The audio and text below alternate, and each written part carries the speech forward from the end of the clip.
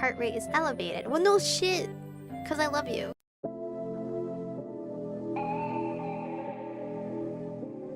We're born in the moonlight. Ain't no fantasy. Can't breathe in the sunlight. Hello, Aromas. This is Aromie here. Welcome back to Changeling. We're here trying to mend our mixed emotions with Allie of her, like, assuming that we might not be us, but she was just doing it out of the spite of wanting to prove Spencer wrong. This is all so weird. I know, welcome to the world of the paranormal. The world of the paranormal really needs to work on its welcome gifts because mine sucks. I apologize for the delay. My return is set a white bag and 2 paper cups on the table. Each was emblazoned with the black crow, silhouette from the murderer's logo. Allie shot me a teasing grin. So, lunch date? No, perhaps. Wait, what? Wait, you told me no! He smirked slightly. I see how it is. Well, if you two excuse me, I think I'm going to have lunch elsewhere. Wait, you... She disappeared before I could finish my sentence. I glanced up at Marc, raising an eyebrow. Perhaps. It isn't incorrect, but it's not exactly definitive. It kind of implies this is somewhat a date, which I joked about earlier and you were like, no. Marc, what the fuck? Marc opened the bag and pulled out a single sandwich, which he placed in front of me. I thought you would enjoy this one. What is it? I had the bag curiously when I realized my lunch was all that was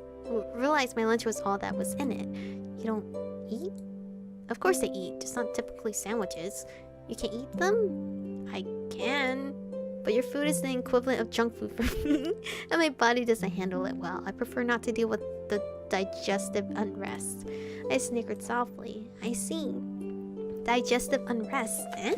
You don't bring, your own food? Can you imagine me drinking blood at school? You could always claim it's tomato juice. Or that! Why did I think of that? I thought of fruit punch. Fruit punch seems more delicious sounding. They don't have the same color, consistency, or smell. The risk of being exposed isn't worth it. I suppose that's true. So, did you bring me here so I could talk to Allie? The disagreement was clearly weighing on you both, but given how stubborn you are, I suspected you weren't going to talk to her unless you were forced to do so. Okay, responsible boyfriend. Well, normally I see her in the mornings, whether I like it or not, but I rode with Spencer today. Speaking of him, he's been really tired the last few days. I guess I'm not the only one having bad dreams. You've been having nightmares. I don't know if that's the right way to characterize them. They're sort of disquieting though. Disquieting? They feel more like memories. Mine, I guess. I think they might be from times when I went missing. After I wake up, they fade pretty fast, so I can't recall the details. It's just sort of uncomfortable and definitely adds to the feelings that I've got to figure all this out soon. I think we should talk to the murder. Today, if I can get away. What? Get away from what? They're potentially the quickest way to discover the truth you're looking for. There's a chance they may be able to figure out something about your origins without having to do some sort of test. But you told me not to talk to them. Marc. You said I shouldn't talk to them? Do you think they'd be able to help? Yeah, you told me not to talk to them, you fool. Do I listen to you or not? You said I shouldn't talk to them about it. I'm pleased you actually remember that warning. However, the circumstances have changed. This no longer appears to be a situation where you can find answers by yourself. Huh? Hey, he knows that I'm listening, okay? Ewan knew nothing of use, and Brenna rejected any attempts to discuss it with her. I really didn't expect her to be willing to divulge any secrets. Rumor has it that she's on really bad terms with the courts. But even so, it's obvious her loyalty to Fairy still runs deep in some ways. She's always been loath to talk about anything regarding the Fae, so I suspected that asking her would be an exercise in futility. So, you've been going around asking Ewan and Brenna, right? Brenna? Was it Brenna for me? At this point, the only people I can think of who may be able to find something. The murder. Correct. If I recall, it was the payment that had you especially worried. It still has me somewhat concerned. It varies. They'll ask something of you specifically, something only you can pay. That sounds rather vague, which is why it concerns me. There's no telling what they'll ask. It could be something simple, and it could be something less so. Have you ever gotten help from them before? No, but I'll go with you. At the very least, I'll ensure they don't take advantage of you. Oh, thanks. Not that I need there to not be taken advantage of. Are you frowning? You do not believe in me. I didn't mean it like that, but you can't deny that you have, in the past, been somewhat less wary than you should be. I mean, you're correct, like Granny. I mean, I didn't talk to her though. I suppose that's true. And while I have no direct experience with the murder outside of Corvin, I know enough to be cautious. I would prefer to be there just in case. Worried about me? I am. Oh, he's so honest. Oh? I don't want you to get in over your head. I was silent because it was the first time he was voicing honest concern. I wasn't sure how to feel about it. Michiko, yeah? If we go there, you need to be prepared for whatever they tell you. They may not say what you wish to hear. I know that. He is actually so concerned about us. It's so cute. Whatever they tell you, I will be here to help you with it, for as long as you wish me to be there. You're so fucking cute. Without thinking, I reached for his hand. He blinked slightly, but didn't pull away when I took it. Like, am I allowed to do this? Is it okay? Dude, you gave me permission. Thanks. Mark didn't respond. He was staring at our hands with an expression that seemed strangely bewildered. Something about the look on his face made my breath catch in my throat. He shifted his hand slightly, and suddenly his fingers were slipping between mine. Oh, okay, it's okay, I guess. You're okay. No words. He finally looked up at me, his face suspiciously red as our eyes met. That isn't something you need to thank me for. He smiled slightly as he looked down at me. You're so cute. Your heart rate is elevated. Well, no shit. Because I love you. Stupid vampire spidey sense. No, it isn't. I tried to pull my hand away, but he held on tightly. It is. Are you proud? Because... It's from you, okay? I looked away from him, my eyes darting around the courtyard as I looked for something, anything to look at besides his face. Well, thank you for that medical assessment. Would you like another one? What? Like what? You can do more? Like what? I suddenly felt his fingers on my chin. Wait, what? Forcing me to look at him again, he flooded my face. What? It's about to become even more Bitch, no! No, I am not ready for this, and I can't even end the episode because we just like... We're like halfway there. Huh? Oh!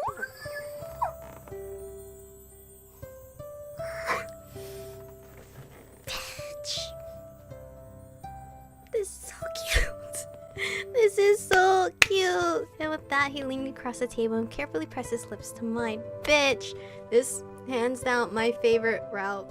Sorry, William. No, Mark has my entire heart. There was one moment of surprise before I closed my eyes and kissed him back. Holy fuck! Thrown into chapter 8 right away. The Changeling trials. I don't even get to...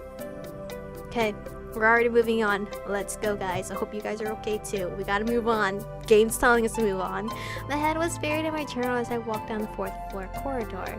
Okay. I'm not ready. I got the shirt in my bag and the eggshells. The rest of the items on the list, though, I definitely need Allie's help to find. I was a little dubious about some...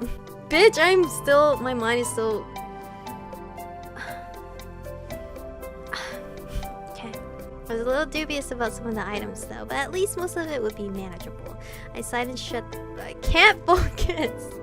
I shut the book as I stepped through the club door, expecting Allie to be waiting for me already. Oh, no Allie, but there was a pretty interesting sight in front of me. William! Oh, it's like they were trying to remind me that William was the boy that I loved so much. Sorry. William was sitting in one of the wingback chairs, reading and sleeping on the sofa. Wait, what? And sleeping on the sofa was Mark. Oh, Mark's sleeping on the sofa? Is he tired? I set my things down quietly as I entered. William looked up and smiled. Oh my god, my best boys are all here. I waved as I joined him on the other side of the room. He set down his book. My throat's dying, guys. My throat's dying. My voice is dying. Good morning. Hi. I nodded toward Mark curiously. It seemed like he got here early to see you, but he's not really a morning person. He's so cute.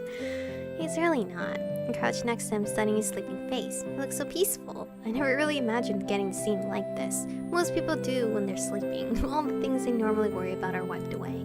Does Mark even really worry about anything? He worries a lot about you. What? My ears were burning as I turned my face away, unable to meet his eyes. I covered my mouth with my hand and continued to study Mark's face. Without thinking, I reached to brush a lock of hair away from his eyes. He looked strangely younger, sweet, almost gentle. It was an expression I'd seen on him a lot. He looked like that yesterday. My face went hot, the memory of yesterday's lunch date. Ugh!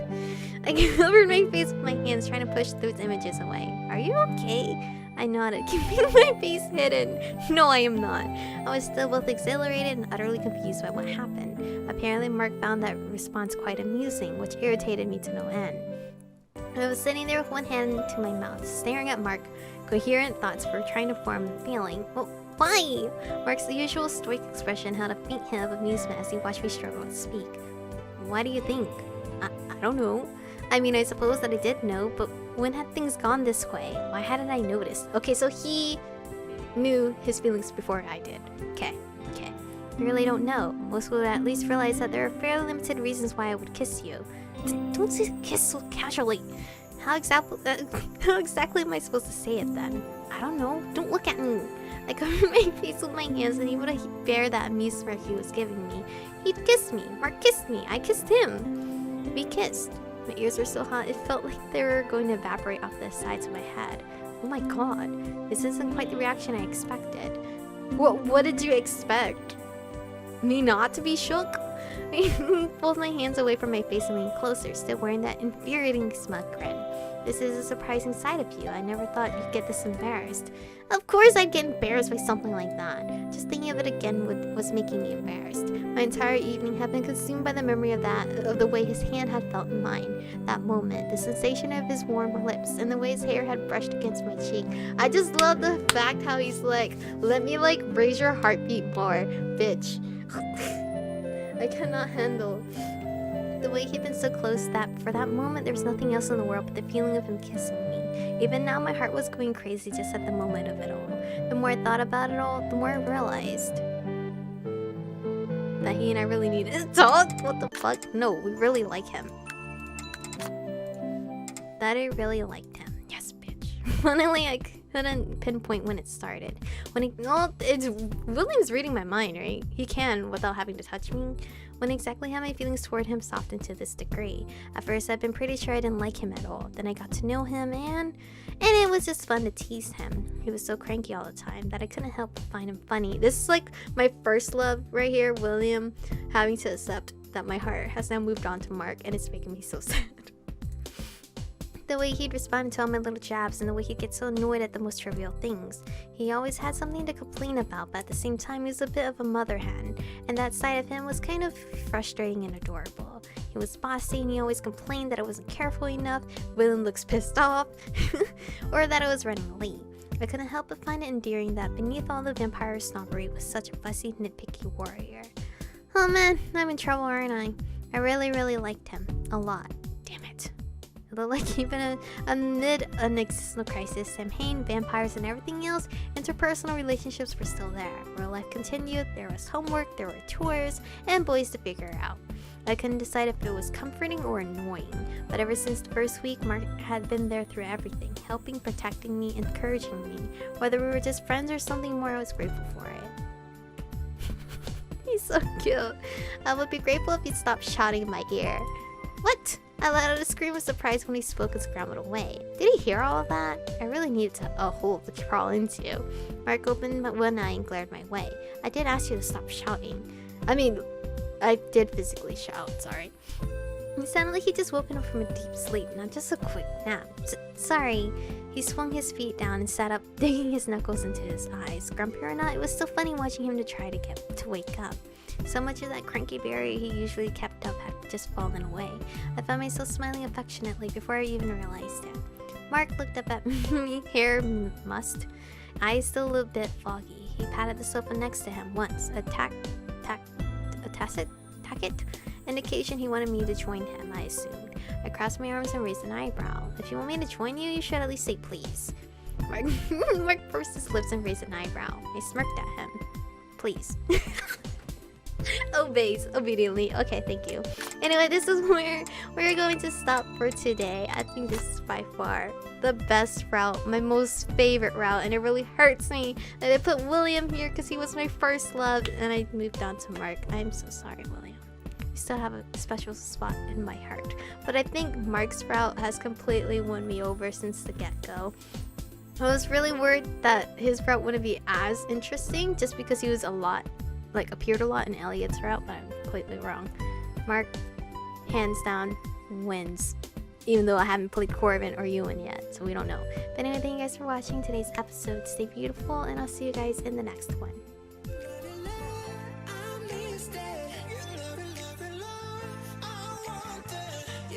touch it,